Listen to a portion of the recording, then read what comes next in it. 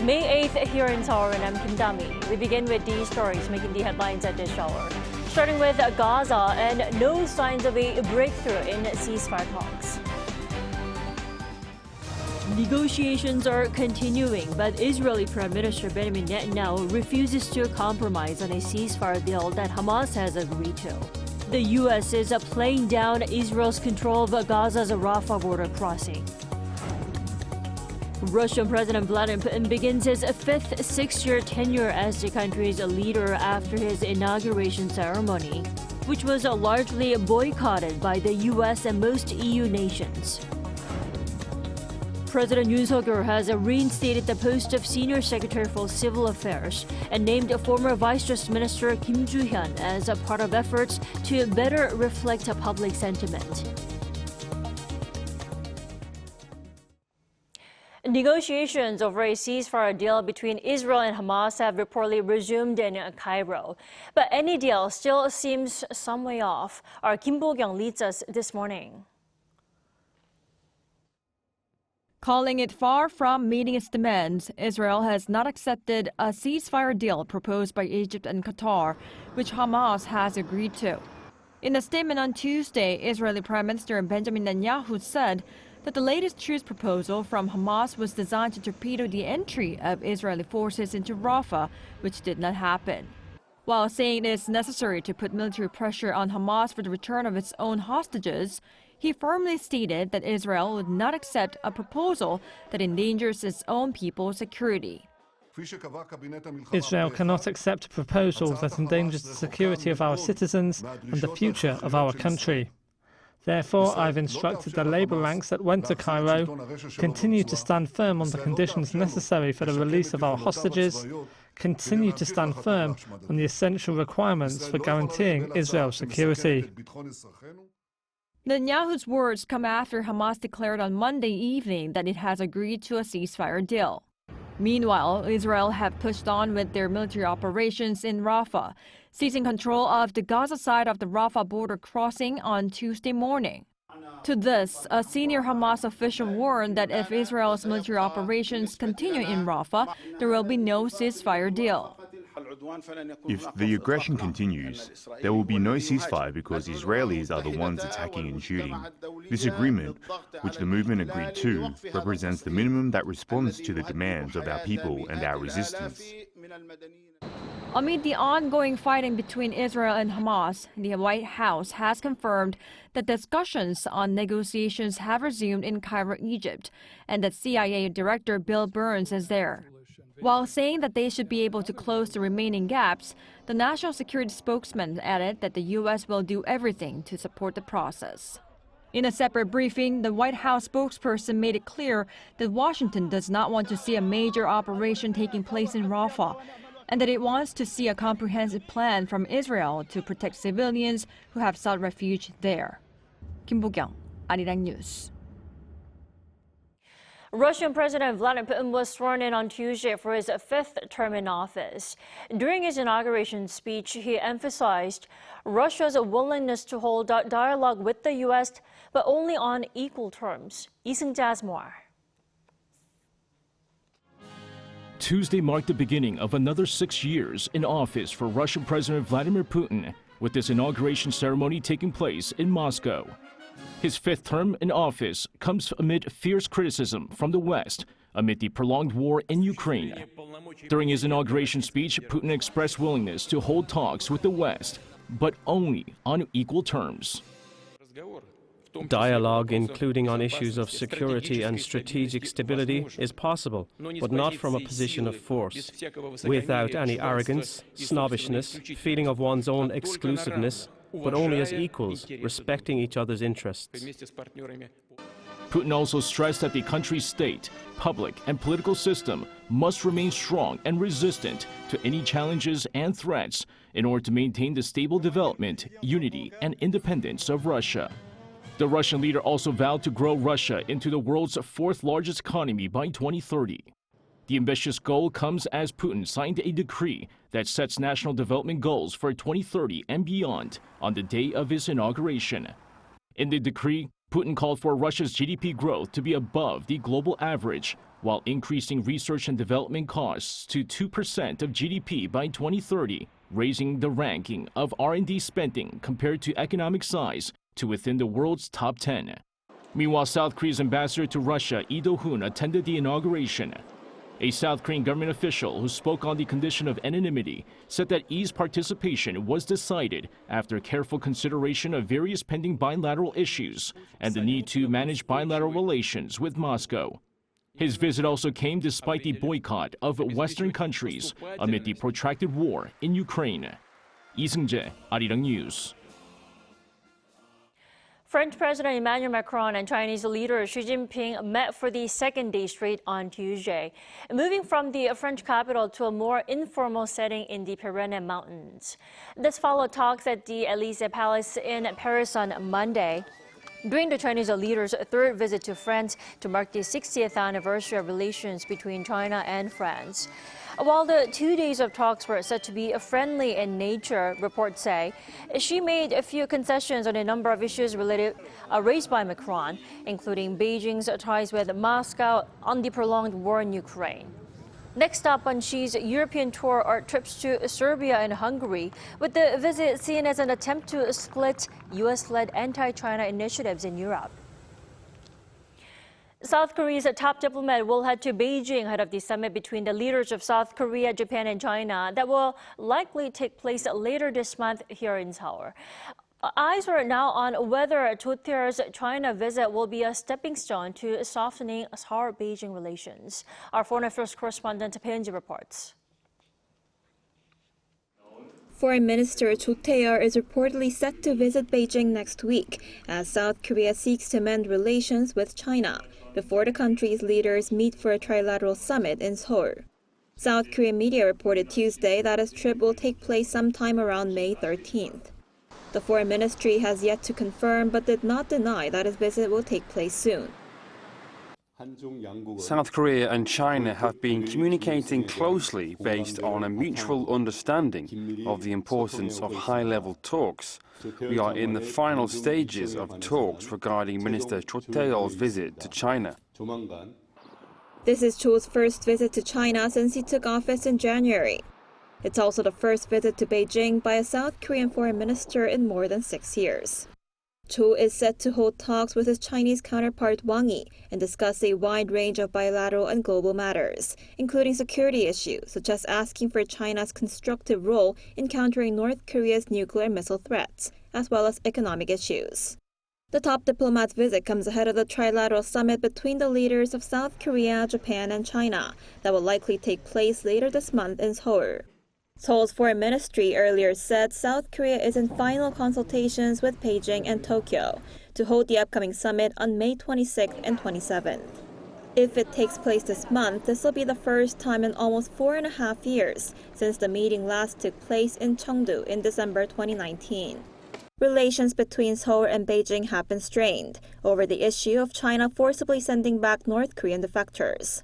Recently, the Chinese government reportedly sent back a large number of escapees to North Korea, with human rights groups in South Korea saying that China repatriated at least 260 of them in late April. All eyes are now on whether Cho's visit to Beijing could help stabilize ties between the two countries. Breezy, Arirang News. Satellite imagery shows that North Korea has cleared up the North Korean side of the entrance facilities of the Inter-Korean Liaison Office that it blew up 4 years ago. What's on the North's mind? We're joined by Dr. Bruce Bennett for more. Welcome back. Thank you very much.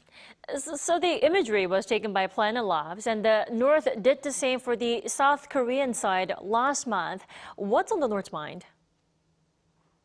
I think the North is trying to tempt South Korea into offering compromises that would assist the North.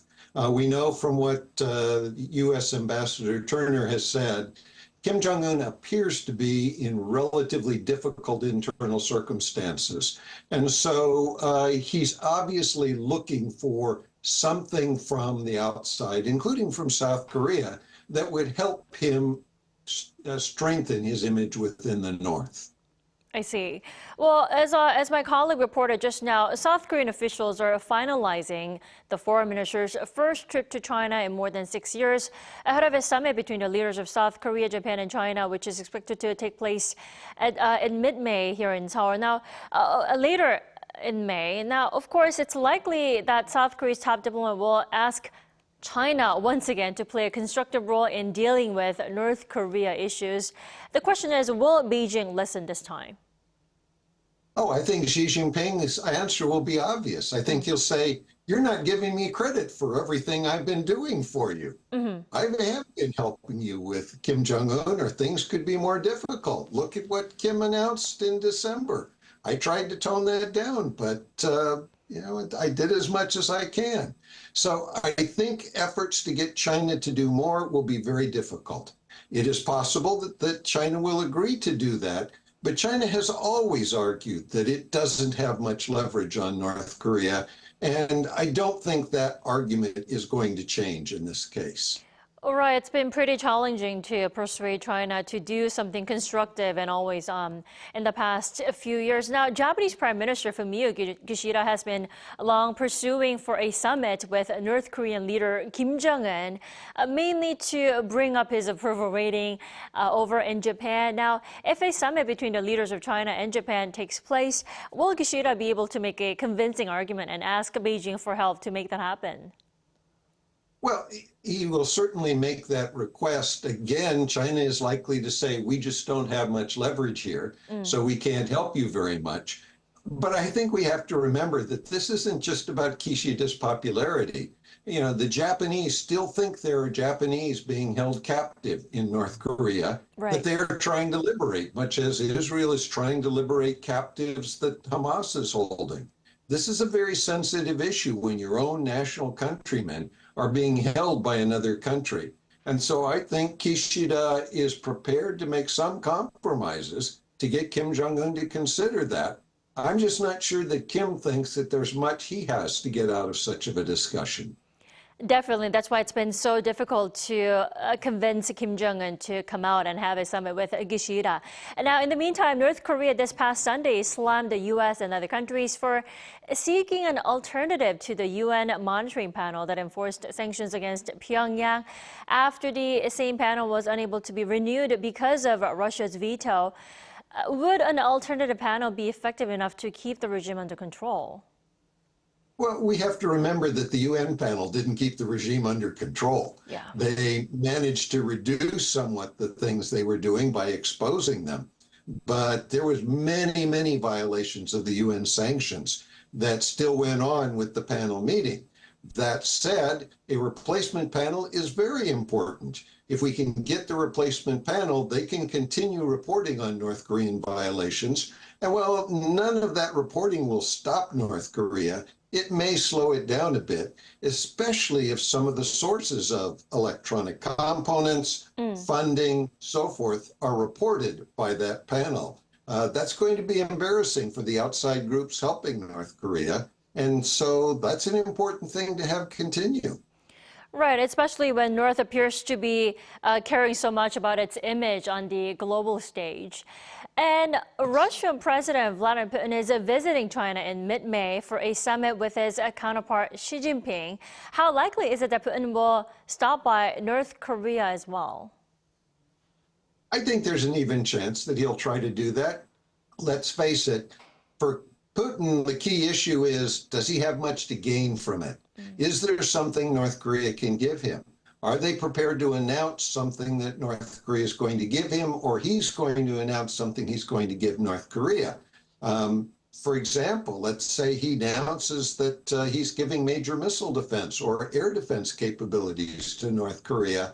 That would make him look very powerful and make him very pleased that Putin would do that. Best done in person. Right, especially when the talks include the apparent arms deals between Russia and North Korea, and possibly taking China into the group circle of friends. Yes. All right. Thank you so much for joining us this morning, and your insights, as always, we appreciate it. Thank you very much for the opportunity.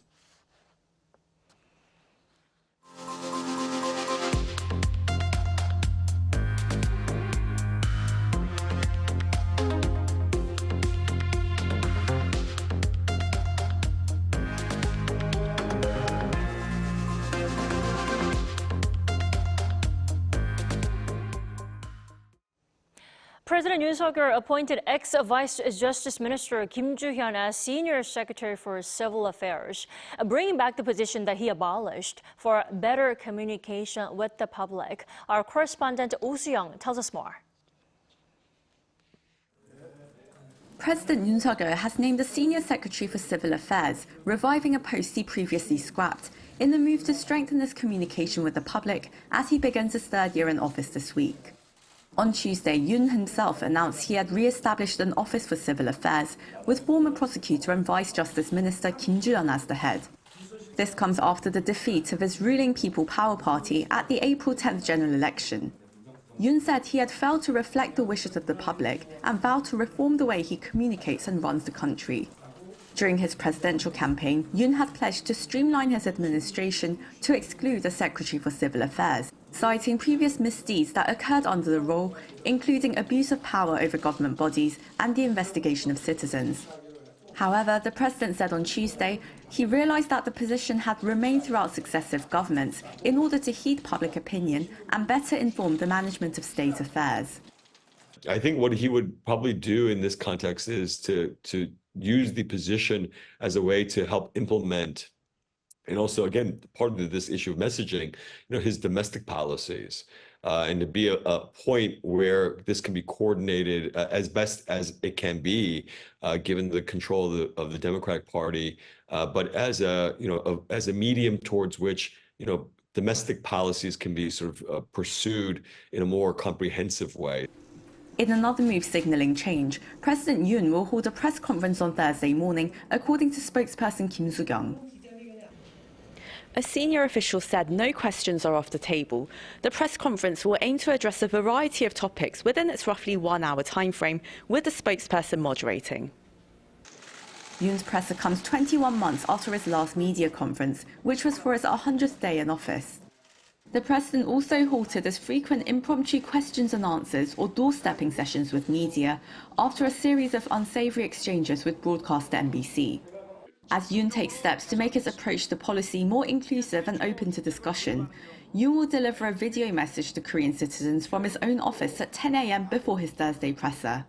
He plans to explain how the administration has executed policies over the past 2 years and lay out what he plans to pursue for the next 3 years of his term. Oh Soo-young, Arirang News.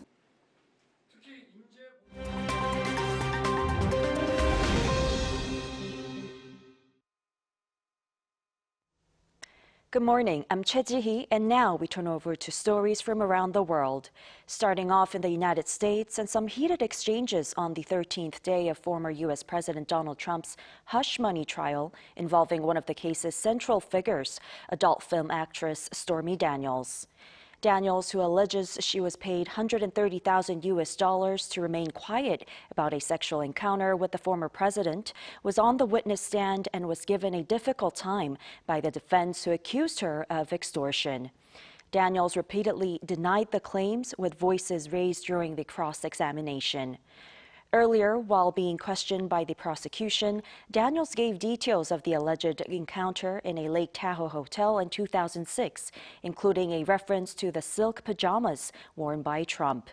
Trump is facing 34 felony counts of falsifying business records as part of a scheme to suppress negative stories that could have influenced his presidential campaign. The trial is set to resume Thursday, when Trump's defense team will continue cross-examining Daniels. Moving over to India, where the world's most populous nation is in the third phase of its 7-phase general election that began on April 19th.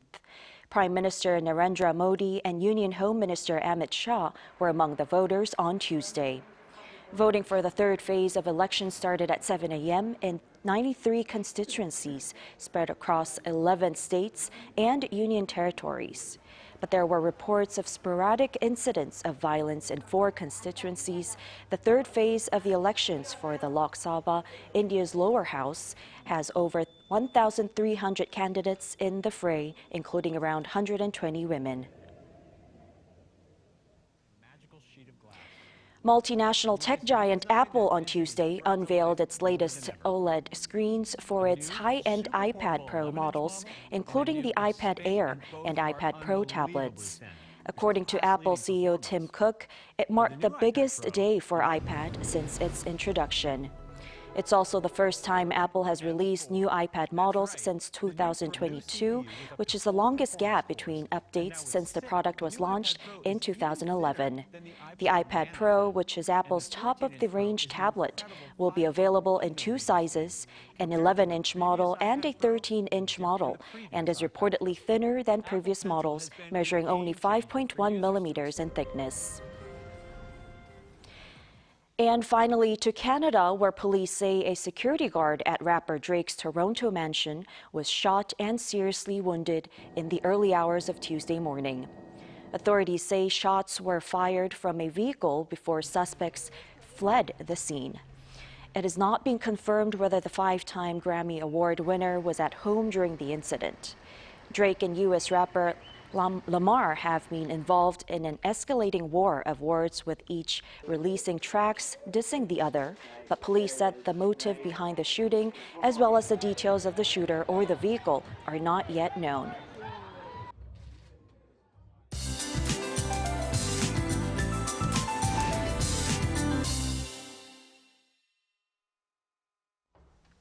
Good morning. Rain continues in certain parts of the country and on Jeju Island. Expect to see rain through the morning, while Jeollanam-do and Jeju Island could see rain into the afternoon. Gwangju and nearby areas, as well as Jeju, will see 5 to 10 millimeters. The rest of South will see less rainfall. After murky and wet skies, things will get much brighter in the south. Meanwhile, it's a sunny but chilly start to the Parents' Day in the capital, but temperatures will rise fast from a breezy morning to the 20s this afternoon, and we should notice temperatures getting closer to the norms as the week goes on. Take good care during the temperature roller coaster. Afternoon highs will be 1 to 7 degrees higher today. Seoul getting up to 21 degrees. Daegu will be as breezy as yesterday, topping out at 19 degrees. Much brighter skies in store with decent air quality nationwide. So a good day to spend some time outdoors in the afternoon if you can, with sun protection items. With that in mind, let's take a look at the international weather conditions.